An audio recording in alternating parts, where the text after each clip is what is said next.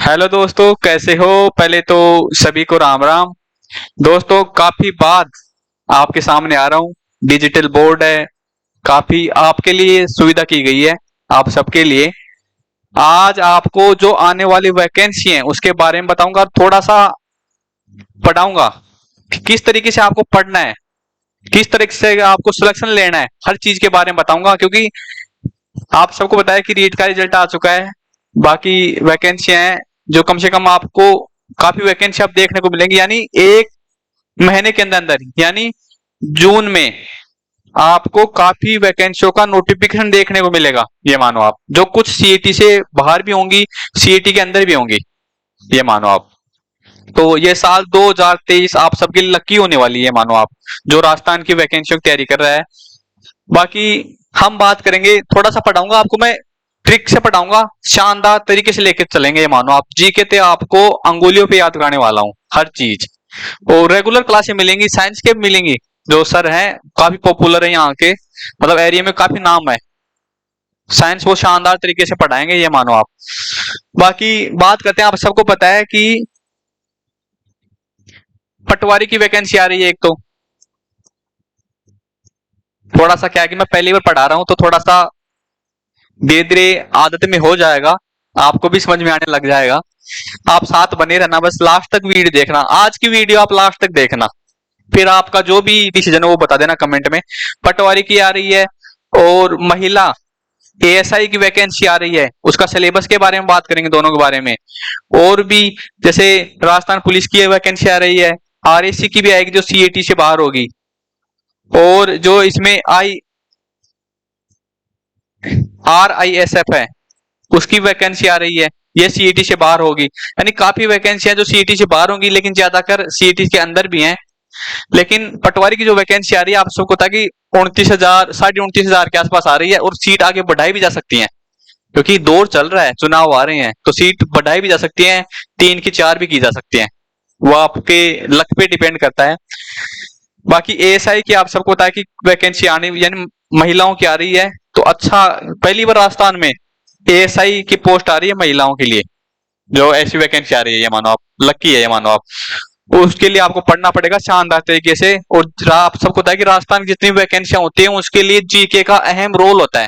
कोई सी भी वैकेंसी उठा के देख लो आप, आरएस की, कोई सी भी एलडीसी की, कोई सी भी वैकेंसी उठा के देख लो, जीके का अहम रोल होता है राजस्थान में। आपकी जो नैया पार करवाता है ना, वो जीके ही करवाता है, ये मानो आप।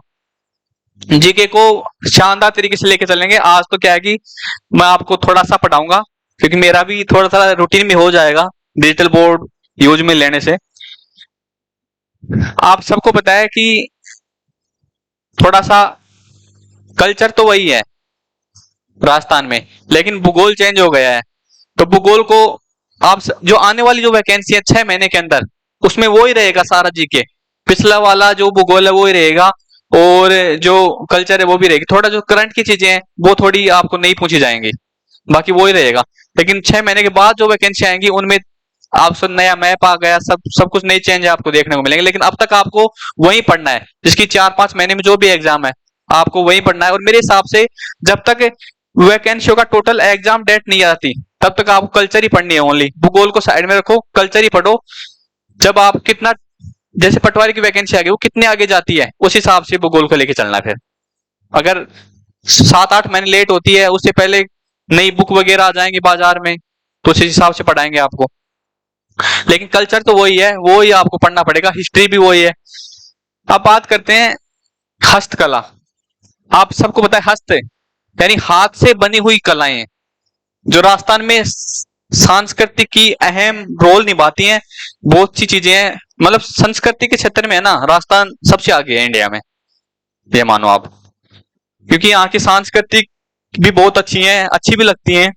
हस्त, जो हाथ से बनी कलाएं होती है ना, उसे हस्तकला कहते हैं। और इससे क्वेश्चन पूछे जाते हैं, क्योंकि ये प्रॉपर नोट्स हैं। आप पीडीएफ के द्वारा, आपको पीडीएफ ही मैं डाल दूंगा, प्रॉपर नोट्स के द्वारा पढ़ाऊंगा आपको, ये मानो आप।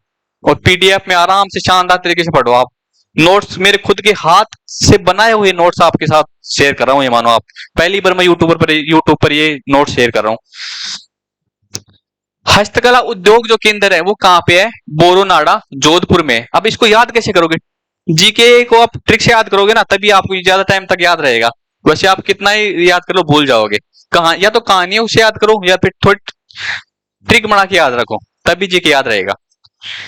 हस्त यानी हाथ से बनी हुई कलाओं का जो उद्योग केंद्र यानी सर्वाधिक जहां इनका प्रचार प्रसार है वो कहाँ पे है? बोरोनाडा जोधपुर में। अब याद कैसे रखना है? बोरोनाडा यानी हाथ से बनी हुई चीजें। आजकल हर चीज डिजिटल हो गई। कोई भी मैप बनवाते हैं, कोई भी घर का मैप बनवाते हैं, कोई भी चीज बनाते हैं तो हम 3D मैपिंग के द्वारा, कंप्यूटर के द्वारा बना लेते हैं। लेकिन हाथ से बनाएंगे तो टाइम भी लगेगा, और टाइम लगेगा आदमी बोर हो जाता है उससे। तो बोर मतलब बोरोनाडा यानी हस्त, हाथ से बनाएंगे तो बोर हो जाएगा। तो बोरोनाडा हस्तकला उद्योग केंद्र कहाँ पे है? बोरोनाडा। कहाँ पे? बोरोनाडा कहाँ पड़ता है? सबको पता है, जोधपुर में पड़ता है। बोरोनाडा कहाँ पड़ता है? जोधपुर में। ऐसे आपको मतलब बोर्ड पे याद करा दूंगा, ये मानो आप। बोर्ड पे हर चीज जी के आपको बोर्ड पे याद कराऊंगा शानदार तरीके से। हस्तकलाओं का तीर्थ, तीर्थ जो कहा जाता है वो जयपुर को कहा जाता है। ये चीज आपको याद रखनी है। ये जो क्वेश्चन बने हुए हैं आज तक हर एग्जाम में, वही मैं आपको लेके आ रहा हूं। मैंने जो पढ़ाऊंगा ना उससे बाहर नहीं जाएगा। हस्तकलाओं का तीर्थ कहाँ पे है? जयपुर में। अब विपणन यानी विपणन जहां मतलब हस्तकला का सर्वाधिक प्रचार प्रसार जो संस्था की गई है ना, किस संस्था ने हस्तकलाओं का सर्वाधिक राजस्थान में प्रचार प्रसार किया है, उसका नाम क्या है? राजस्थली है। एक राजस्थली क्या है? एक मतलब संस्था है जिसके द्वारा हस्तकला उद्योग केंद्र का मतलब सर्वाधिक प्रचार प्रसार किया गया है। और इसको संरक्षण जो दिया गया है ये राज सिकों के द्वारा संरक्षण दिया गया है। विपणन तो क्या गया? राजस्थली, इसमें जिसमें लय आता है लास्ट में देख लो आप। विपणन राजस्थली, और संरक्षण, संरक्षण देते हैं तो किसी को देते हैं? दूसरे को देते हैं। तो को से याद रखना आप, संरक्षण राशि को। ये चीज इन चीजों में कंफ्यूज हो जाते हैं और क्वेश्चन गलत भी होते हैं, तब मैंने थोड़ा सा आपको डिफरेंस करके बताया। इसमें जो चीजें आपको कंफ्यूज करने वाली होती हैं वो पहले ही मैं आपको बता दूंगा, और इनमें से क्वेश्चन भी दोनों में से खूब बार बने हुए हैं। अब राज सिकों की स्थापना के बारे में क्वेश्चन बना हुआ है। इसकी स्थापना जो हुई थी वो 3 जून 1961 में हुई थी, यानी इसी महीने में हुई थी, जून में ही 3 जून 1961 में राज सिकों की स्थापना हुई थी। अब बात करते हैं आगे औद्योगिक नीति हस्तकलाओं में। औद्योगिक नीति हस्तकलाओं में इसकी स्थापना कब हुई थी? 1938 में। ठीक है। अब राजस्थान में 3 शिल्पग्राम है, ये चीज इंपॉर्टेंट है। ये बहुत बार क्वेश्चन पूछा हो, ये ज्यादा कुछ एक पर बना था जिसमें से क्वेश्चन। राजस्थान में 3 शिल्पग्राम है, एक तो जयपुर में है, एक जोधपुर में, एक उदयपुर में। 3 शिल्पग्राम कहां पे है? जयपुर, जोधपुर और उदयपुर, जो राजस्थान के बड़े बड़े जिले हैं। जवाहर कला केंद्र, जैसे याद रखना, जवाहर कला केंद्र जयपुर में, इसमें भी जय आ रहा है, इसमें भी जय आ रहा है। जवाहर कला केंद्र कहां पे है? जयपुर में। पांव शिल्पग्राम कहां पे है? जोधपुर में। अब इसे कैसे याद रखोगे आप? पांव यानी जोधपुर, जो से हो गया जोध, जोध यानी जो इसमें खूब ताकत है, खूब ताकतवर है, जोधा है। राजस्थान में नहीं बोलते कई बार कि ये तो जोधा है, तो इसमें तो बहुत ताकत है। तो इसके पांव यानी ताकत किसमें होती है? पांव में होती है, हाथों में होती है। तो पांव से याद रखना, पांव शिल्पग्राम कहां पे है? जोधपुर में है। ये तो आपको मतलब ये चलते तरीके से थोड़ा सा पढ़ा रहा हूं आपको कि मैं इससे भी शानदार 10 गुना शानदार तरीके से पढ़ाऊंगा, ये मानो आप। मैं खुद ही ट्रिक बना के लाऊंगा, खुद ही हर चीज। और जी के आपको ये मानो आप यहाँ क्लास जिसने क्लास ले ली ना, पढ़ने की जरूरत ही नहीं है। मानो आप जिसने 2 बार क्लास देख ली ना, ये क्लास को 2 बार नहीं आ पा रहे हैं। हवाला शिल्पग्राम कहाँ पे है? हवाला शिल्पग्राम आप सबको पता है कि उदयपुर में है। ये चीज तो आपने बहुत बार देखी होगी। हवाला शिल्पग्राम कहाँ पे है? उदयपुर में। हस्तशिल्प कागज राष्ट्रीय संस्थान, हस्तशिल्प कागज राष्ट्रीय संस्थान कहाँ पे है? सांगानेर, जयपुर में। सांगानेर कहाँ पड़ता है? जयपुर में पड़ता है। और हस्तशिल्प जो मतलब हाथों के द्वारा कागज पर जो चित्रकारी की जाती है वो हस्तशिल्प कागज राष्ट्रीय संस्था, वो संस्थान है एक, जो कहाँ पे? सांगानेर, जयपुर में है। इस तरीके से पढ़ाऊंगा आपने मानो। ये मेरे खुद के हाथ से बनाए हुए नोट्स हैं, ये मानो आप। इनको जो पढ़ लिया ना बाहर नहीं जाएगा, क्योंकि मैंने एक एक चीज लिखी हुई है। बाकी बात करते हैं नेक्स्ट, पोट्री कला। पोट्री कला होती है जिस मिट्टी की बनी जो कलाएं होती हैं। अभी तो क्या पढ़ रहे थे हम? चित्रकारी पढ़ रहे थे थोड़ी सी। अब पोट्री कला की मिट्टी की बनी जो कलाएं होती हैं उन्हें पोट्री कला कहते हैं। पोट्री कला पर्सिया, पर्सिया कहां पड़ता है? ईरान में पड़ता है। से लाहौर आई थी, यानी पोट्री कला सबसे पहले कहां पे आई थी? पर्सिया, ईरान से, और वहां से फिर लाहौर आई।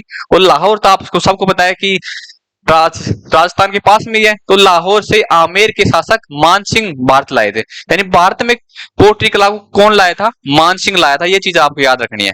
भारत में किसके द्वारा लाई गई थी? मान सिंह के द्वारा। आमेर का शासक था मान सिंह। अब जो पोट्री कला होती है, जो मिट्टी से बनी जो कला होती है, वो तीन प्रकार की होती है।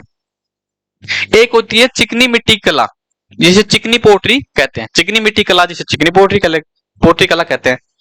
अब ये दो टाइप की होती है। चिकनी मिट्टी की जो कला होती है वो दो टाइप की होती है। एक तो होती है ब्लू पोट्री और एक होती है ब्लैक पोट्री।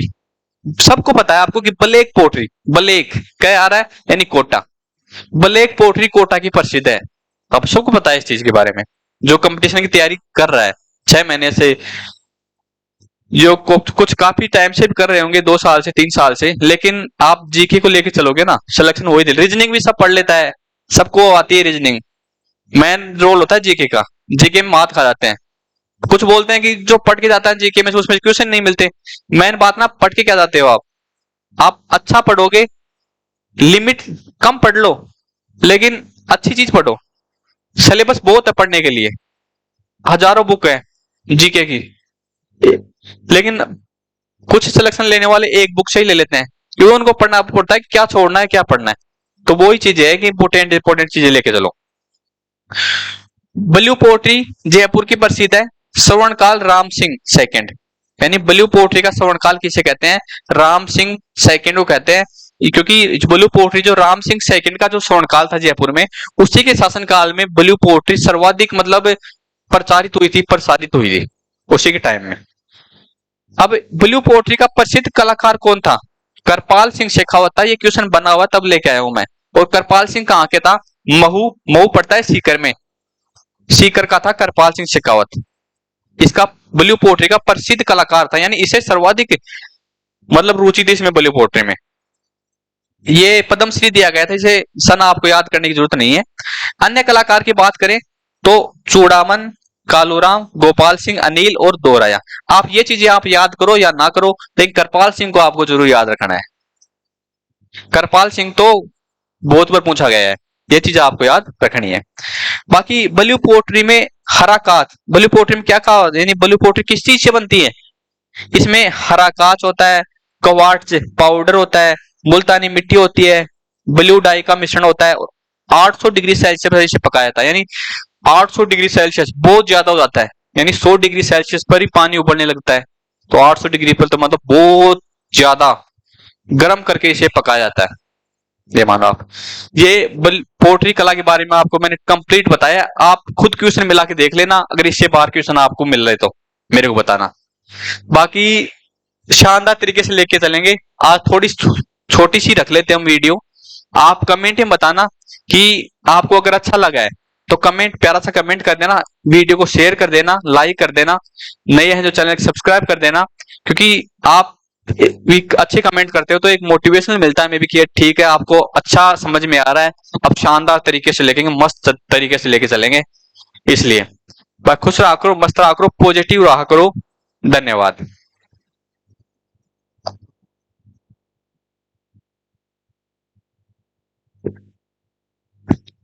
बोल रहा ना।